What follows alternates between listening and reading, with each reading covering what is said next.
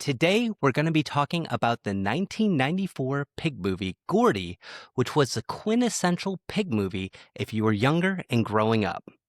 Now, you might be saying to yourself, Paul, that was actually Babe, and I've never even heard of Gordy. And honestly, you're correct. And you know what, folks? You've convinced me. We're going to change to the 1995 film Babe because it's way better and it features a gaggle of piglets. But did you know that there were almost 50 piglets used in this film? Or that Babe is still around today? Kinda? What? Learn about all this and more as we're hoofing it in Hollywood. The birds and the beasts are on the screen. They're the ones that you have seen. You've watched them since childhood as a hoofing it in Hollywood. Oink, oink. Oink. What's up, babe?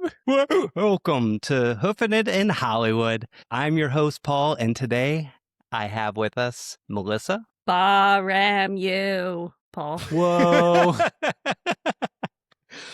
Audrey. Hi. Sorry, I was And trying Jordan. to think. No. I was trying to think of something to say. That'll do, Audrey. That'll do. Oh, man. Oh, there we go. That was amazing. Yes, we are doing it again. We're pulling a bait and switch. We're going to be focusing on Babe because Gordy is just Terrible. It's not where Terrible. it's It at. was okay, you guys. It was awesome, but It was terrible. For our show. It was terrible. It was good, bad good. Oh, there's so much going on there. And don't worry, folks. We watched it, so we all had to suffer through it. So if you watched it too, we're right there with you. Please suffer with us. Watch it. Gordy, not Babe. We loved Babe. And we're going to Mrs. Dash a little bit throughout our sections about Gordy, so get ready. It's not all is lost, but Jordan, with this flip, you have about 10 seconds to do your research and prep for this, so... I'm doing it right now. Hang on. I'm typing babe Hurry up. into Go, Google. go. How about the big game, guys? Wait, ChatGPT? Wait, what is that? All right, time's up, Jordan. Take it away. Fill facts. Babe, what's one word, my friends, that you would all use to describe this movie, Babe, that we just watched? And you can't say babe, and you can't say oink. I would say my word is comforting because this movie feels like if your best friend or a family member gave you a big warm hug. That's how I feel watching it. Oh, It transports me back to my childhood. It's an amazing movie. The animals are cute as shit. What's not to love? I think I would say sweet meat because I want to say sweet, but in the movie they kept describing pig meat as sweet meat Oh, they did. Yeah. repeatedly. But no, it was just very sweet, and I agree with Mel, very comforting, just feels like a warm hug, feels like warm pig hugs, feels like being a pig in a blanket. Ooh, I piggy loved in a it. blanket. I am going to cheat because we did watch two pig movies, and they were both at the polar opposite quality-wise. So my word is whiplash because you're going from like this heart-filled, really charming film to like the biggest piece of shit, but maybe with a better story. Stop dissing on Gordy. Maybe. At least Gordy was cute. That was like the only thing he had going for him. I'm going to go with inspiring. I felt like Babe had some really, maybe naively placed, but very inspiring ideals and methods to his madness that we all remember having when we were young, and then the world beats us down and takes that optimism and kindness out of us, I guess. So that's what I will say was Babe was very inspiring. All right, Babe, 1995 family animal adventure movie directed by Chris Noonan. Speaking of whiplash, written by George Miller, and not the George Miller that we talked about back in Andre. So many George Millers. This is the George Miller, the Mad Max George Miller, who wrote Babe as well. And it starred some human people as well. James Cromwell did Farmer Hoggett. Christine Cavanaugh did the voice of Babe. Magda Zubanski as Esme Hoggett. Miriam Margolyes played Fly, the border collie. Danny Mann did the voice of Ferdinand the Duck. Hugo Weaving was Rex. Very Really? Mr. Anderson Yeah. type of voice. Yeah, I would not have guessed that. Miriam Flynn was Ma. And Russie Taylor played Duchess the cat. And the animal rules in this one were also pretty simple. The animals speak to each other in English. They don't really talk to the humans. We'll see that there is kind of some sort of communication going on, but they can't hear them talking in English. So in the movie, it starts out Babe's mom is just immediately sold for slaughter, basically, and Babe is an orphan. And he's put up in a guess the weight game giveaway at like a county fair. And so we're introduced to Farmer Hoggett. He wins Babe, takes him home to live on his farm with his wife, Esme, and they meet a bunch of other animals. There's a duck named Ferdinand who's posing as a rooster to avoid getting killed and eaten. There's the border collies flying Rex and their puppies who see themselves as the farmyard's top animals. There's a sheep named Ma who views the dogs as savages, and a cat named Duchess who just does typical jerk cat things. To start the story off, it's when Fly and Rex's puppies are grown enough to be given away, and Fly is not handling it very well, so Babe kind of allows Fly to adopt him to help her as she copes with her missing children. And as Christmas is fast approaching, Esme keeps talking about how badly she wants to cook Babe. And we know from the beginning, from the duck's story, that he's going to get cooked, that like that's what these animals are here to do, is get cooked. And that's all she can talk about, like literally all she can talk about. So they're trying to determine if they want Christmas dinner to be a duck or a pig. And I think already at this point, Hoggett's kind of charmed by Babe and convinces his wife, well, let's put Babe in the fair next spring. And then, let's just have the duck. So we're afraid that Ferdinand's going to be killed, but it ends up being Ferdinand's girlfriend. Phew. Off-scene duck. Yeah, I didn't even know that duck I think exists. I think Sorry. it I was, didn't either. yeah, I think that was the point. I was like, let's make this an off-scene duck. Didn't really care. Yeah. So then once spring happens, and everybody's working again, Hoggett notices Babe sorting chickens by color, and he gets this idea that it might be funny to train him with the sheepdogs. Fly is encouraging of it and tries to kind of train him in her way and saying, we're the alphas here. We tell these people what to do. Babe goes and tries to do that and bites one of the sheep and immediately gets scolded by Ma, and he knows that that's not going to work. So he finds his own way, and he can talk to Ma and he can talk to the sheep and find out what they want. And so by communicating with them and not just by ordering them around, and sort of by breaking down this already established rule of the farm, he gets the sheep to do what he wants, which kind of pisses Rex off because that sort of challenges his position. Later that night, him and Fly get into like this crazy fight. It's like it's like snarling and just vicious fight. And he bites her, and he even like snaps at the farmer, and it leads him to be tranquilized. And honestly, that was probably like one of the saddest parts of the movie, is when they tranquilized the dog and he was just laying there. And Fly confesses to Babe that Rex was once a champion sheep herding dog and went half deaf while he was helping some sheep during a flood, forcing him to give up his dreams of being a champion. And so since then, he's been a little bitter. So Babe continues practicing as a sheep herder, and the farmer enters him in a competition in secret. And Babe is ready. He's in top form, but like the night before it happens, the farmers let him stay inside, and he kicked Duchess the cat out. But she gets back in, and holding a grudge, she tells Babe the fate of a farm pig, which is to be eaten, and reveals that even Farmer Hoggett himself eats pork, which just mortifies poor Babe, and he runs away. He's eventually convinced to come back home, and Farmer Hoggett sings him a song. If I had words to make a day for you, and does this little dance which cheers him up. And that was probably the highlight of the movie for me, was Hoggett's And little he song and dance. no longer cared that anybody ate pork. He just forgot about it. He did. Mm-hmm. The song made him forget about pork for a while. At the sheep competition, Babe's nice demeanor alone is definitely not enough to convince these strange sheep to go where he wants, and he's at risk of embarrassing the farmer. And so Rex runs home and asks the sheep the secret. How do we do this? Well, they give him a password for sheep, like the sheep password. Who knew that was a thing? Baram you. Baram you. That is like such a crazy idea that it's amazing. It's like something I would have dreamed up as a kid, like The all sheep password that all the sheep all sheep know. password. I was terrified of wasps as a kid, and I always wanted like a password to like make sure they wouldn't ever sting me. B-ram you.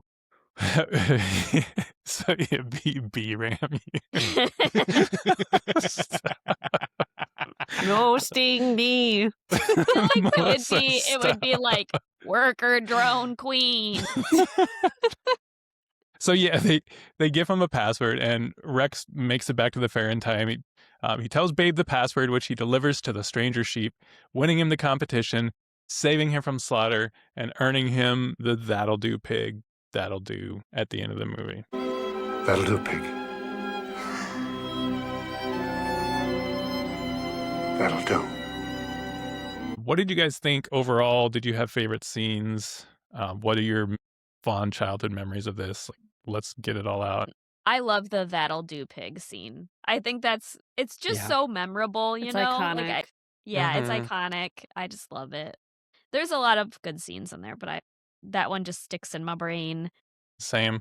I also like Baram you. The part that you were talking about, "That'll do, pig," James Cromwell actually said when he delivered the line, he looked into the lens and he said, "I didn't see myself, I saw my father." And I felt he had a pang of guilt and sadness that him and his father were kind of fighting, and his father was very critical of his success at the time. And when he delivered the line, he said he delivered it feeling that, and he was glad that people seemed to respond Maybe to it. that's why it's so powerful. So I was going to say that was my favorite scene, and specifically because I feel like that moment feels like how you want your parents to look upon you. I mean, Ugh, just take the you're pig out right. of it, Mhm. but that Mhm. whole idea of that will do, that level of approval, And acceptance. Yeah, yeah. and if you take it out of context, it looks ridiculous. But if you're even half paying attention and following the thread, that moment just hits like a tidal wave out of nowhere. The lighting's insane. Mhm. Fuck. Yeah, it's good. My favorite scene, which Jordan already said it has to be the dancing scene so with Mhm. That was Mr. sweet. or Farmer Mhm.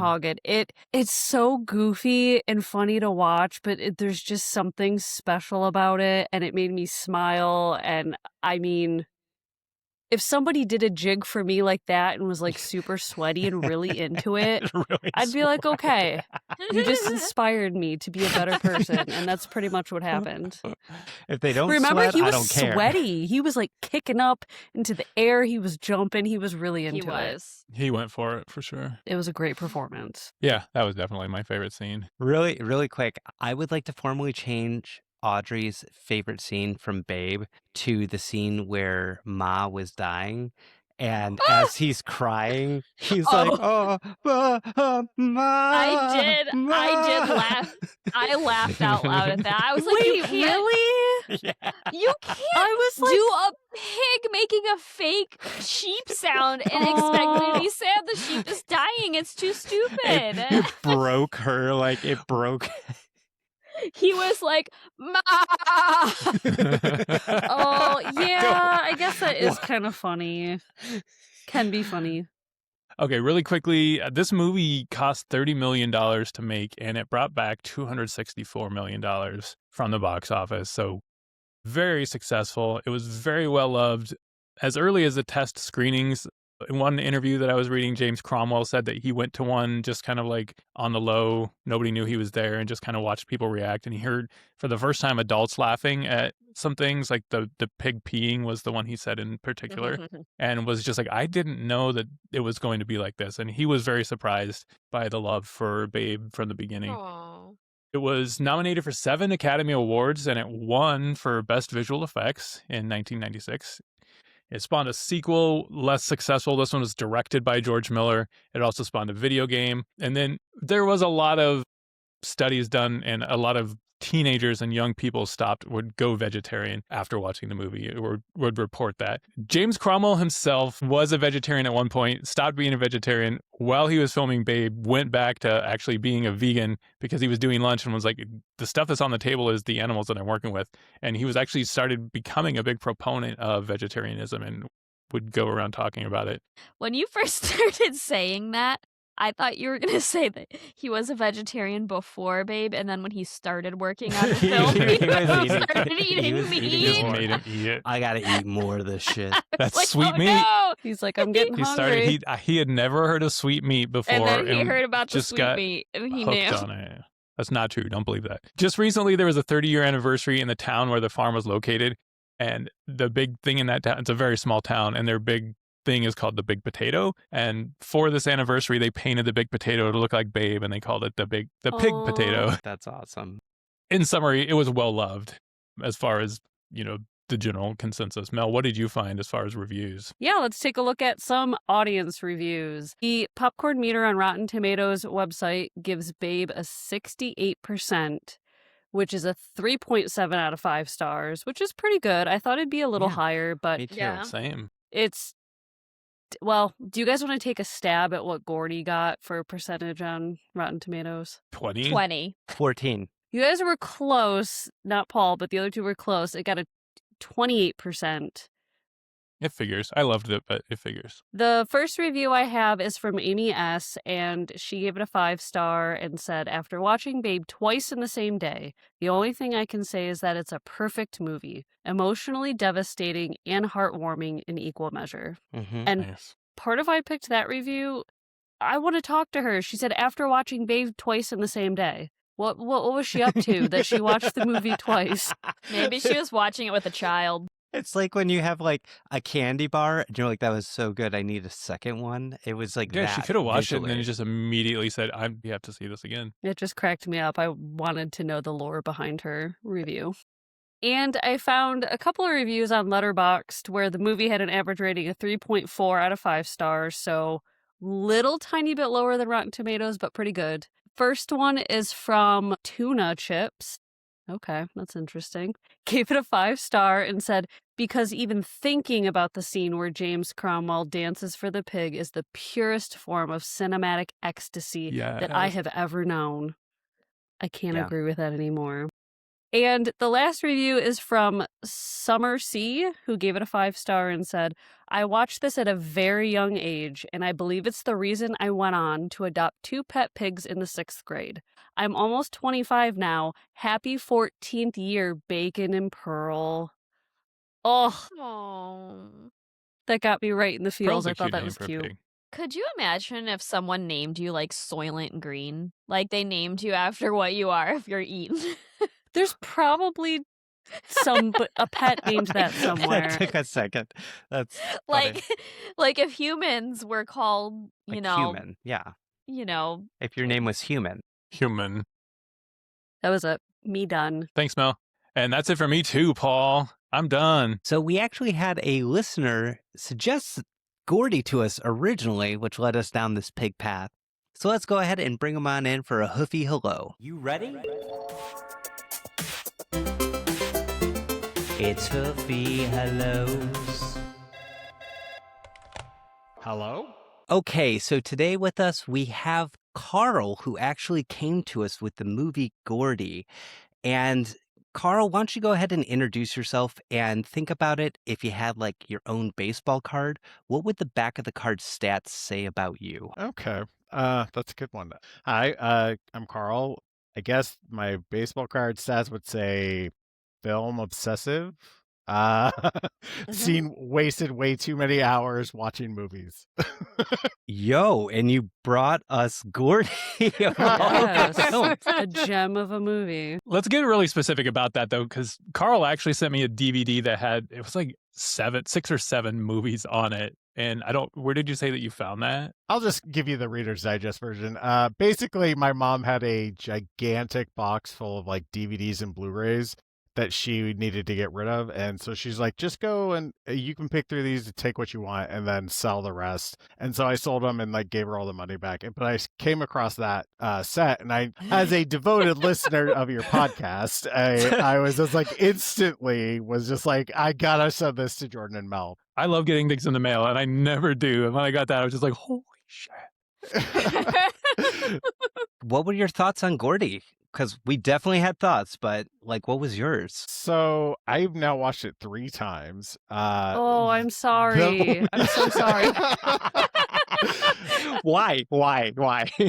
Because so I got out, I had a tablet out, and I was like, I had my note ad open, and I was just like, I'm gonna take notes so I can, sound like I really dug into this movie.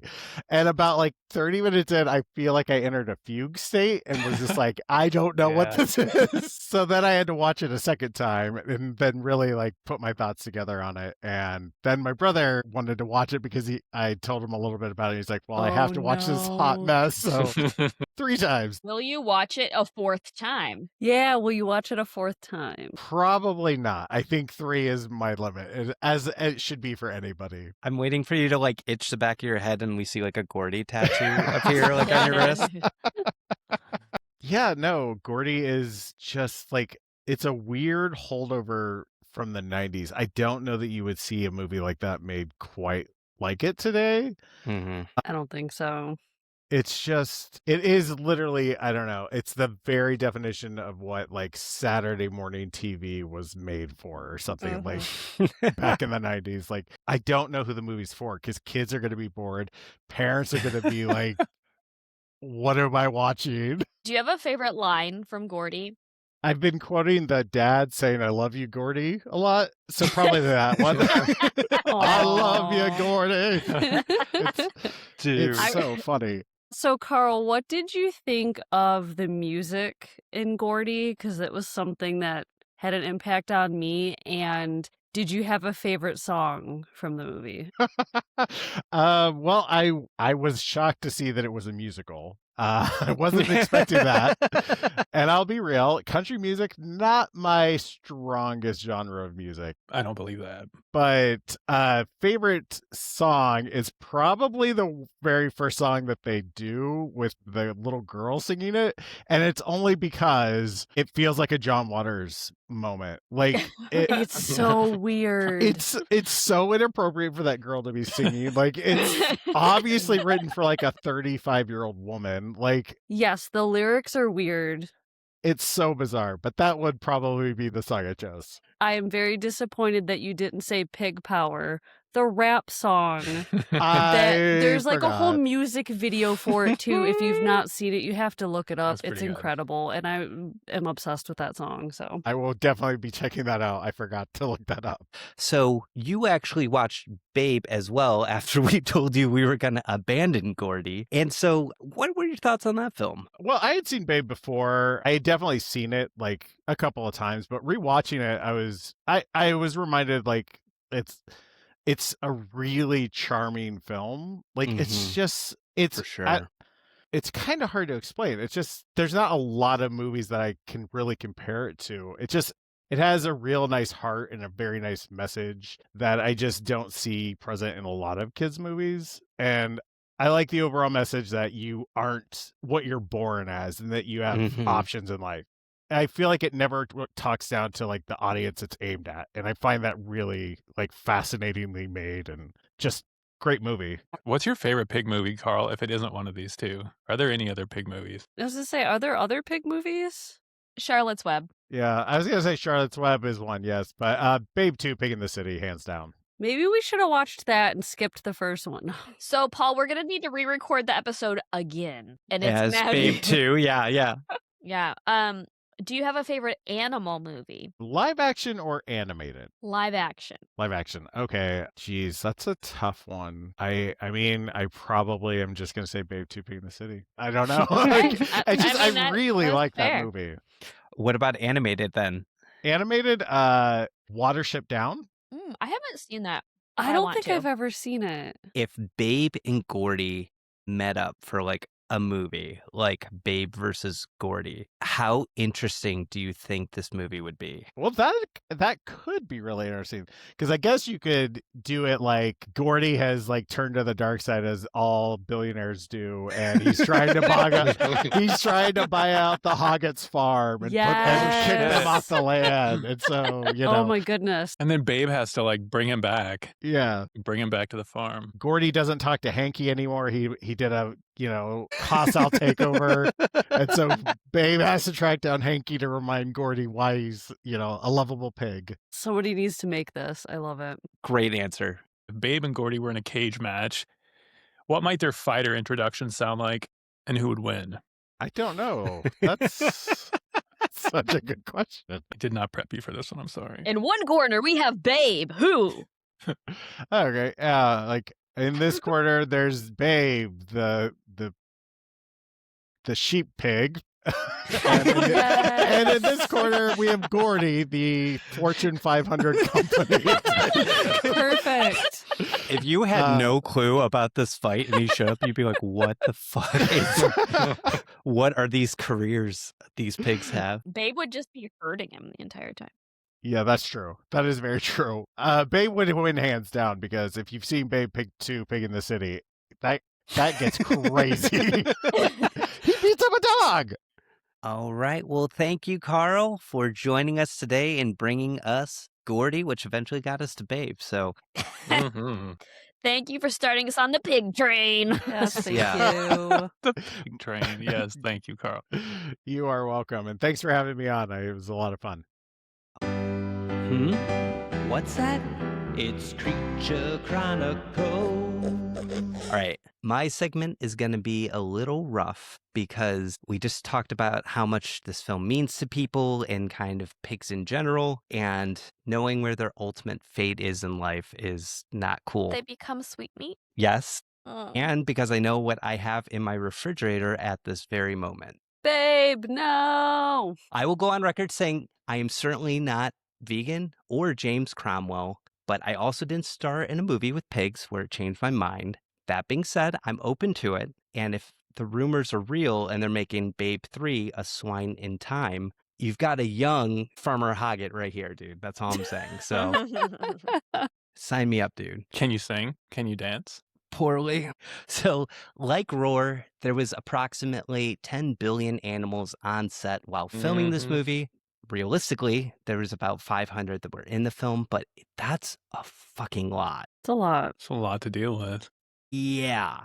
And because of that, I'm just going to focus on the pigs because it's like their movie. But because we spent such a huge amount of time prepping for Gordy, I'm going to give you what I have on Gordy first because it's a doozy. There was a total of 25 piglets that portrayed Gordy. Moving on to Babe.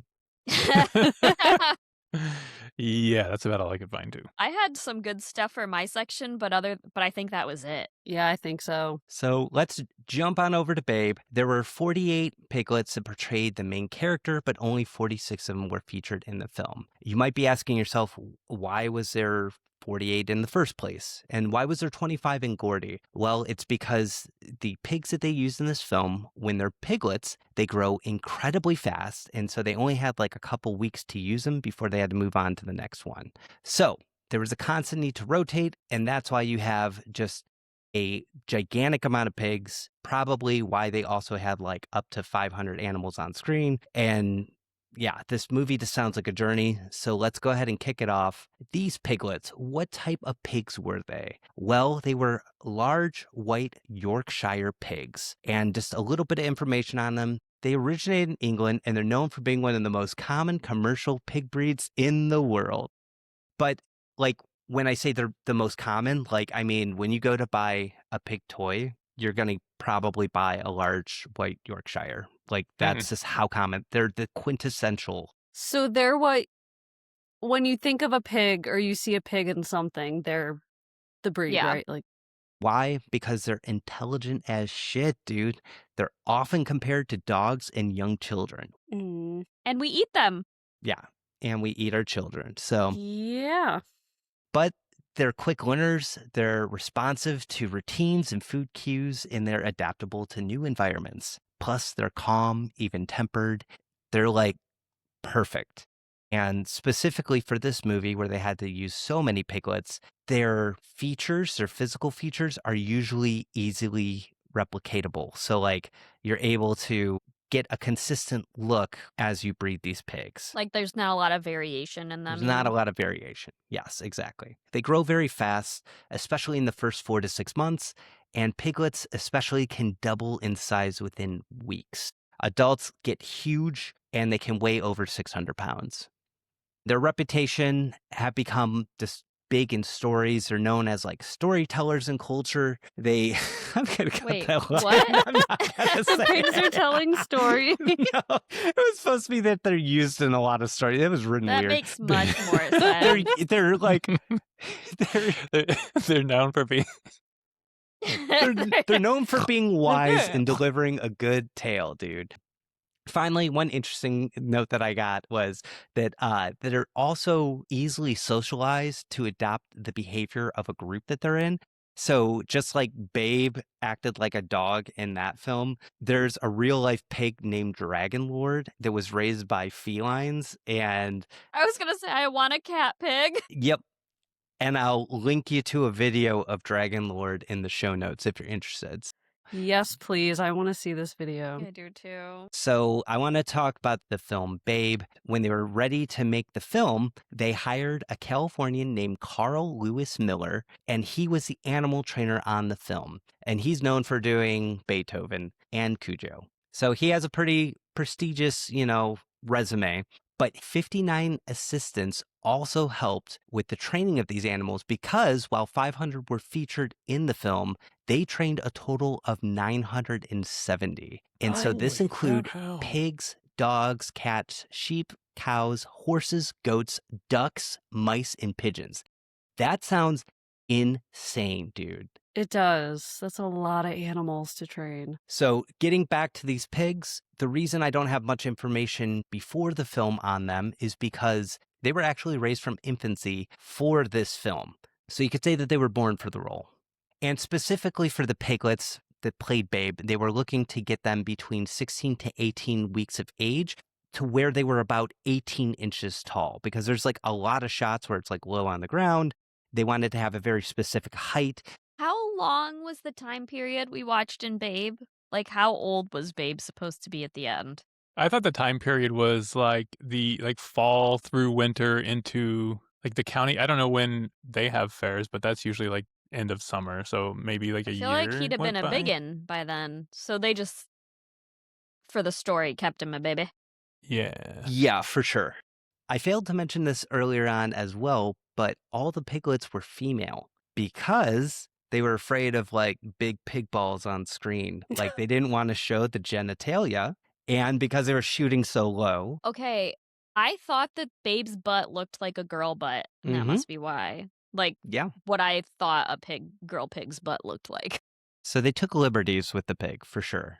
But when they were born, they were indoctrinated right away by Carl, the trainer, with safe training methods, meaning that there was like no retaliation or anything. But what was their reward for all this hard work?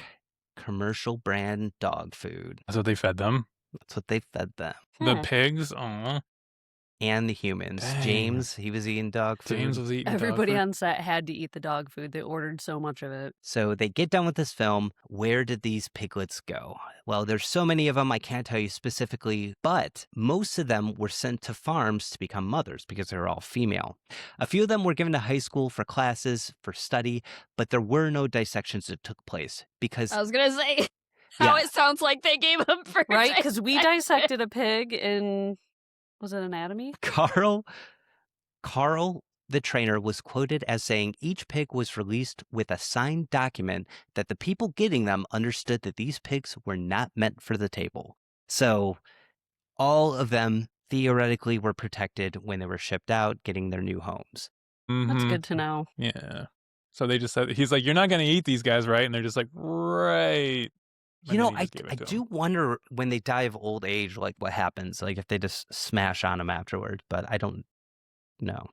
So where are these piglets now? Well, a Yorkshire large white pig lives in ideal conditions for about 10 to 15 years. So I will let you guys do the math on that. So he's almost going to die soon. Yeah, yep, they're almost gonna die. Got me feeling like 1995 was like 10 years ago. Right. know. Mhm. So the legacy of these pigs, I don't even know where to begin. This movie made people love pigs. And because of that, there was a surge of pet pigs after this film was released. And you can probably guess what happened next. There was a huge amount of abandoned pigs that were sent to rescue centers because Oh. everyone went and got one, didn't realize they'd be 600 pounds. Huge. But because of this film, it did make people more sensitive to the life of a pig, like knowing what kind of creatures they really were and what kind of industry is used to process them. This movie became like a linchpin for activists to talk about the atrocities that happened. That's cool. James Cromwell, we mentioned he became a vegan, actually became a honorary director of PETA US, and went on to narrate the film Farm to Fridge, which talks about the horrors of the meat industry. And, you know, it wasn't just James that had this experience. According to the papers in 1995, there was a less demand for pig meat than there usually was, and even canned meats like Spam took a huge hit, reaching its lowest sales around that time. So why did this hit home for a lot of people? Well, it really pulled the veil off of the meat industry. Annually, there's about 10 million pigs in the UK and 1.5 billion globally that are sent to slaughterhouses each year. And on many of these farms, the mother pigs spend most of their lives in these tiny little living spaces. They're usually used for breeding. Those piglets are separated from their mothers just weeks after birth. Thanks. I don't want to leave you guys on a sad note. So at the top of this episode, I said that Babe the Pig is still kind of around. Well, in 2023, a young piglet jumped out of a meat lorry that was heading to a slaughter farm. Somehow, this pig was found and rescued by PETA, who alerted James Cromwell, who's part of PETA, about the incident. And James was like, I need to meet this piglet. So he met him in 2023. He ended up naming the piglet Babe, and he shot this. If I had words to make a day for you, He's singing to the I'd pig. sing you a morning, golden and true. Aw. That was really cute. So I thought that that was just cool, and it was very sweet to see him sing and to just, I don't know.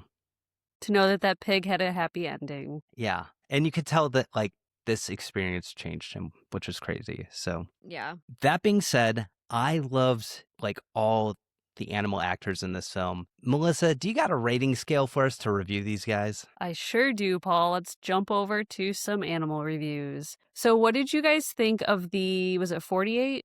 Yes. 48 piglets that played Babe, and the rating scale I came up with will be out of 5 that'll do's. They were great. I do this every time, but like they got to 5. They did what they were supposed to do, and they did like things what you wouldn't think a normal pig would do, or you wouldn't like expect pigs to do. And so 5 that'll do pigs.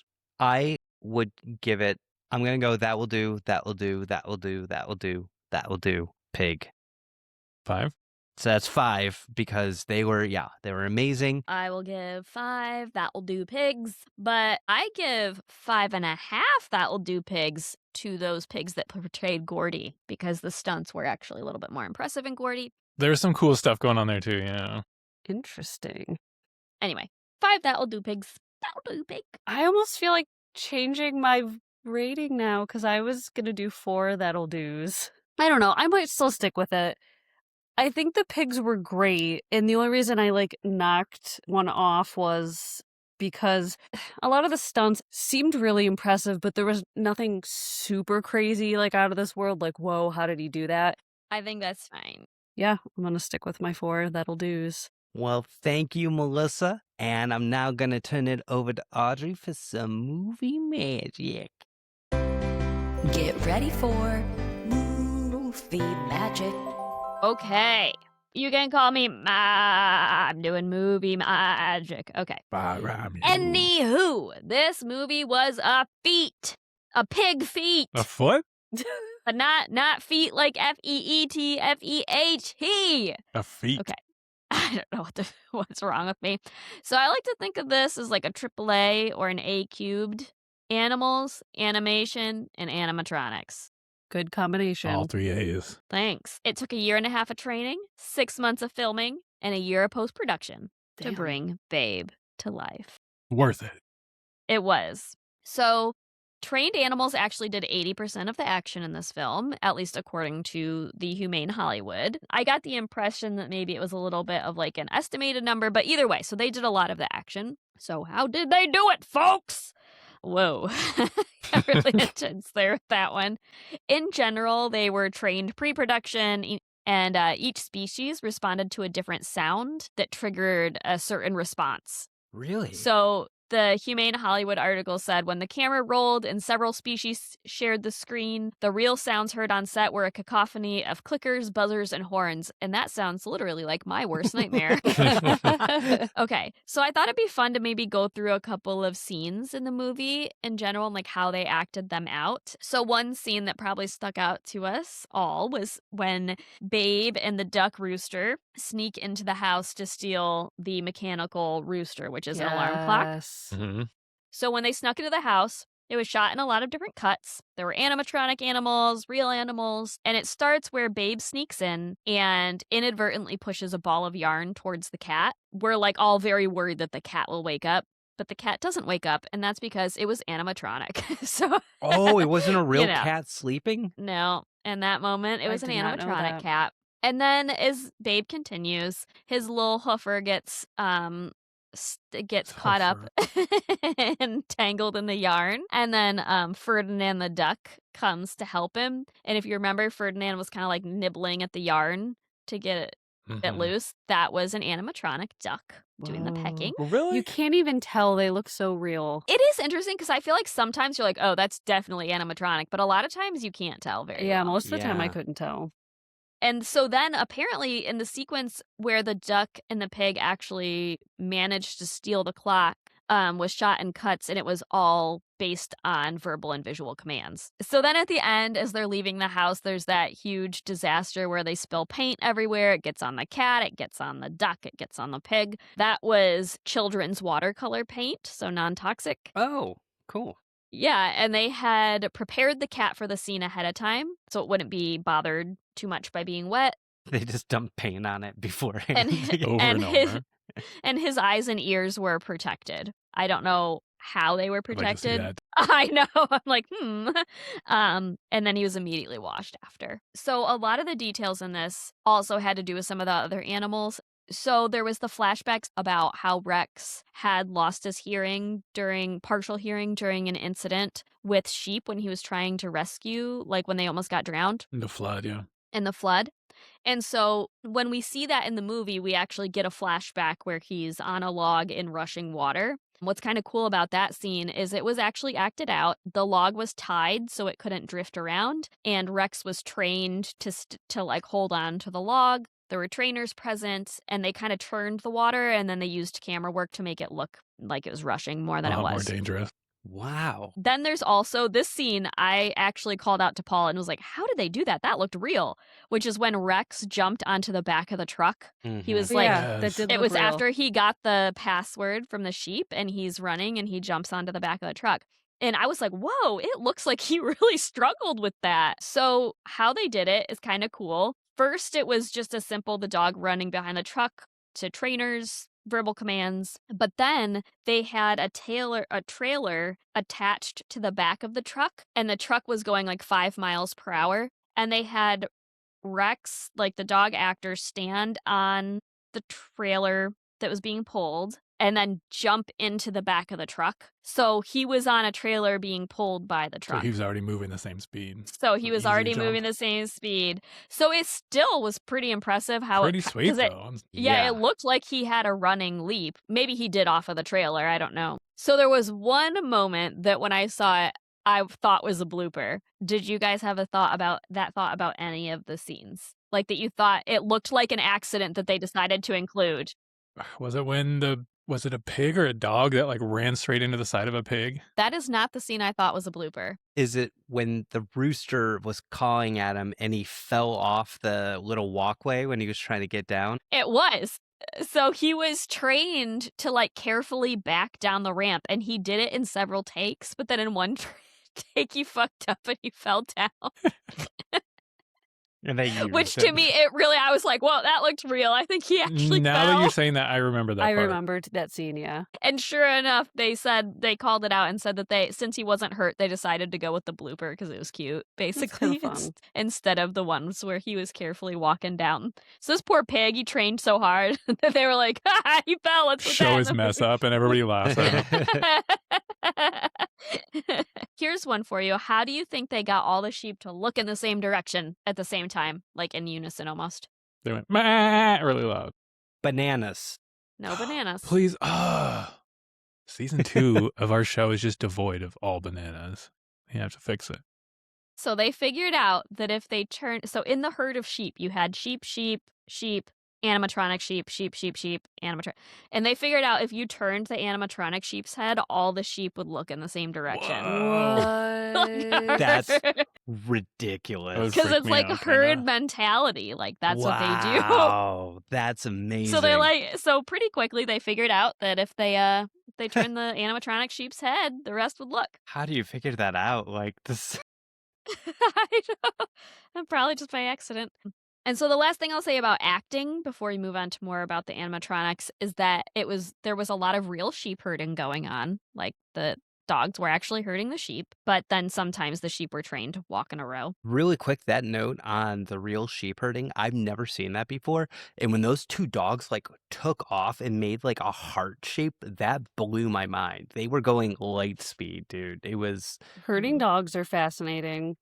they were moving as fast as like Audrey was at the end of that fucking movie when he like was shooting through the fucking water, dude. Yes. There were also in those little scenes with the mice where they'd introduce the chapters, there were some real mice acting plus also animatronics. I thought they were all animatronics, so.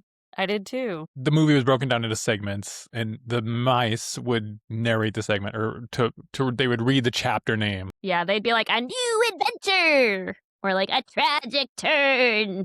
Okay, so speaking of animatronics, I'll tell you a little bit more about the animatronics. One thing that I loved about this is they talked about how, especially with the sheep, people would sometimes, like the people on set would sometimes mix up the fake sheep and the real sheep because they looked so Yeah. good. James Which I Cromwell said that in believe. one of the interviews that I read. Yeah. So they said what they like to do is like when the trainers would come by and feed all the sheep and try and feed the animatronic sheep, they'd pretend to be eating and then they'd start talking. to them. Whoa. Really? Which Like I thought was scare the really shit fun. out of you. But then they had the opposite problem where sometimes they'd be like, hey, that sheep looks like it's not moving. Can you tell the puppeteer to get going? It would just be a real sheep that was falling just asleep. lethargic. So they'd have to go wake it up like, hey, dumbass, you're still on screen. Dude, that's amazing. I know. So one thing I thought was interesting is how they brought Babe to life. And they talked about how they noticed that with pigs, they never sit still. Like they're constantly moving. It's almost like they're slightly vibrating. And they tried to use that as they animated Babe. And side note that's also interesting is the cast of Gordy said the only time that the pigs stood still is when they peed. So they also talked about how much the pigs moved. And so the other thing that they thought about is that pigs sense the world almost completely with their snout. So they thought of it as like the snout leads the action, not their eyes. You know, like normally you focus on what an eye is doing, but they'd really focus in on the snout. And they would let the snout kind of be the eyes of Babe in a way. So to get the other little signs of life, like because they noticed that they constantly moved, like flicking of ears and stuff, they had a second puppeteer whose whole job was to like move that part of the puppet. So there's a lot more about the animatronics that I could go into, but we don't have enough time for all that. But I will say this, if you're ever interested in reading more about how they brought the animatronics to life, you should check out the show notes because one of the sources that's interviews about the animatronics. Were they really quick? Was it part of the Jim Henson company that did the It was a group of, it was animatronics? actually a partnership of 3 different things, but one of them was Jim Henson. Oh, that's awesome. There was like one of them did the art kind of on the outside, one did the robotics, and one did kind of almost like, not the programming, but the Jim Henson, like how the puppet worked or something. One of them was the same group that did Binks in Hocus Pocus. Rhythm Oh, and really? Hues, yeah. Wow. Yeah, so it was really cool. So then we have the actors, we have the animatronics, and what's left is how did they make them talk? And this was pretty cool. I mean, it's exactly what you would think where where they animate it, but it was cool because in the behind the scenes feature, they show a little bit of how it's done and how they highlight the different movement points on the face, and then also have to consider where the lighting is coming from in the shot, because if you don't have that set up right, then when you go to do the animated movement, the shadows and stuff would look off. And what's kind of cool is if there was a scene where the animal wasn't like really moving their mouth, either against their body or against a moving background, you have to think about the fact like when you talk, your jaw goes down and covers part of your face, right? So like if the jaw was down in a scene where they needed it to be up, it's blocking things. And so they had to go back in and paint frame by frame. Like the background. Paint in the background, paint in the part of the dog or the pig that was covered. So it required a lot of going back in and painting. Dang. And it looked a billion times better than Santa Buddies. And you can tell because they put so much work into Yeah. it. This was revolutionary stuff when Babe came out. I mean, like nobody had made animals talk like this before. It was just the peanut butter chewing Yeah. and just their mouths moving, or like making them like look really dumb. But yeah, this was first of It was its cool. kind. For sure. I miss when it was done like this because I also think that maybe that's how some of the feelings that were brought out were brought out is because you're seeing these real animals and it's less CG. And that's it for me, folks. All right, let's turn it over to Melissa for some movie mischief.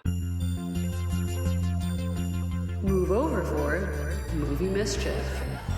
Let's jump right into fact or fiction. I'm going to give you 3 statements. You guys have to tell me which one is the false fact. So the first one I have for you is Danny Elfman originally composed the film's music, but it was rejected for being too dark in tone. Nigel Westlake was then brought in to compose a lighter score.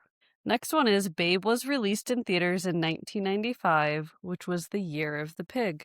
And the third is Quentin Tarantino called Babe one of his favorite films of 1995, which surprised some fans due to the violent nature of his films. I think the first one is false. I also think the first one is false. I feel like it's too good to be true. Yeah, I felt like this film looked like a Tim Burton film when like it started with like the live action aesthetics.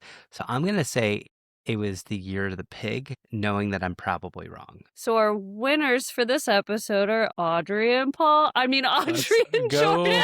Audrey and me. It was such a good fact that I was like, this can't be real. Yeah, I got really excited when I saw that it said like rejected for being too dark. I was like, ooh, Danny Elfman. But no, it was actually Jerry Goldsmith.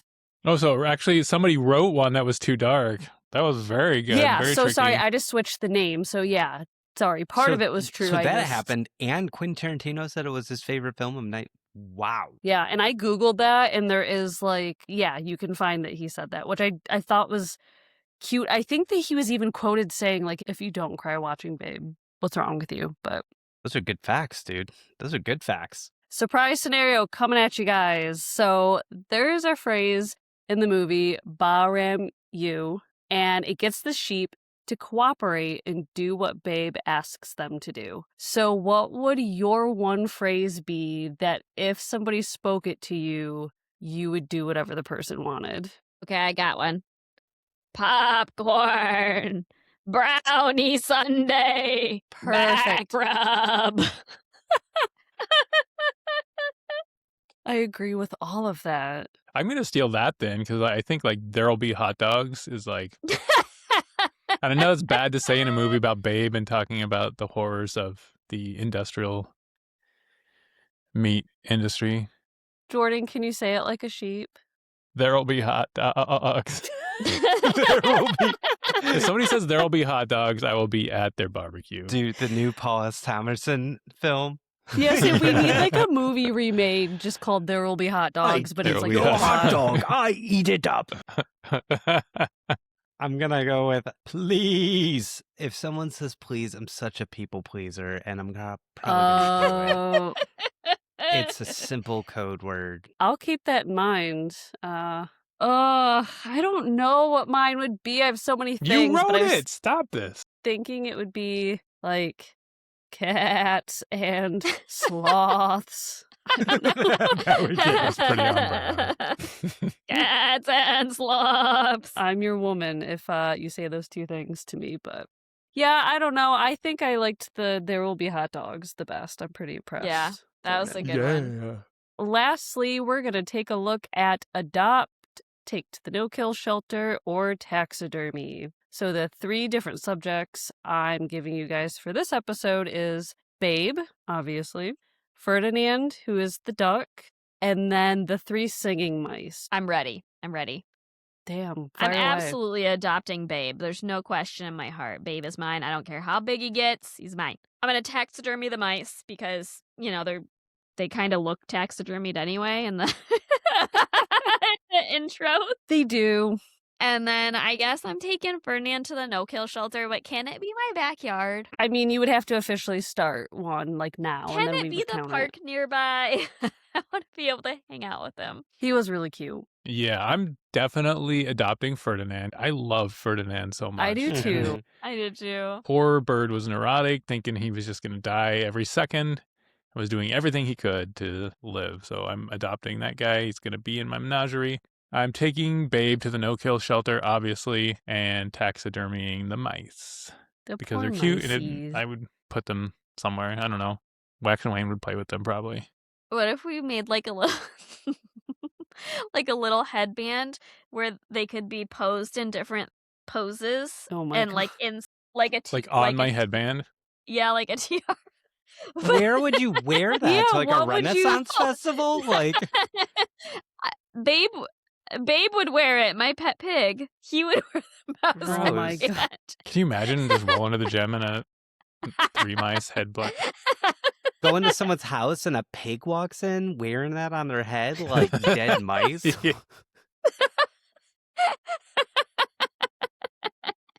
Goodness. All right. I'm going to adopt the mice because I feel like they would be awesome to hang out with. Are you could gonna sing put with them them. in like a headband? Yeah, They move. I could have them alive in a headband and they could sing for me and it would be like a Bluetooth speaker.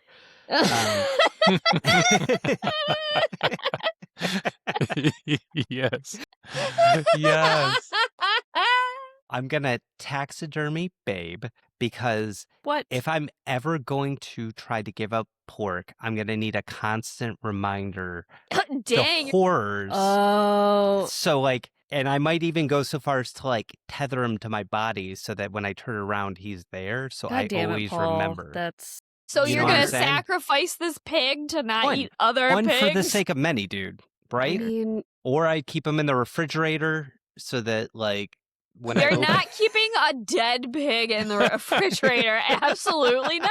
I need constant reminders, dudes.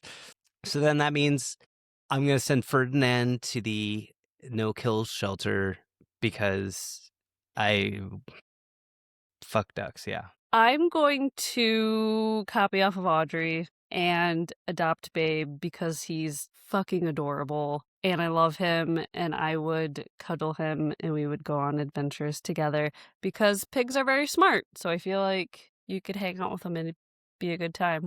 I would then take Ferdinand to the no-kill shelter. Yeah. I feel bad because I do really like him, but I know. he's got to go to the shelter. Hopefully he can. Don't worry, the shelter's in my backyard, so I got like 3 Ferdinands now. Perfect. And then I would taxidermy the 3 singing mice. And Jordan, you said it, God damn it, that What? they could just become cat toys for the cats. Oh, no. They already have, like, the little mice with the rope tails. They have the more realistic looking ones. Like, it would be perfect. Wow. They would fit right in. Sprinkle a little catnip on them. We're good to go. Oh, my God. All right. You got anything else, Melissa? Nope. That's it, Paul. All right. Thank you, everyone, for joining us today. And sorry again for making such a drastic change on you guys. But if you stick around with us next month, we're going to be doing the 2023 film Anatomy of a Fall featuring Messy the dog. And if you like this show, please feel free to like, comment, share, help build some awareness of this because we like doing this podcast and we want to keep doing it for you guys. And I want to give a special thank you to Carl for joining us today to talk about Gordy. Finally, I want to give a thank you to my co-hosts, Melissa, Jordan, and Audrey. I'll see you next time. Bye-bye. Bye-bye. Bye, Ram, you. Bye. Thank you for listening to Hoofin' It in Hollywood, produced by Paul, Audrey, Melissa, and Jordan. Please note this content is for entertainment only. We are not professional researchers, and all views and opinions are our own. Special thanks to our partners for their footage and media in this episode. For attributions and links to resources mentioned in this episode, check the show notes or visit bit.ly/Hoofin-Hollywood. If you enjoyed this show, please like, subscribe, and leave a review on your favorite podcast platform.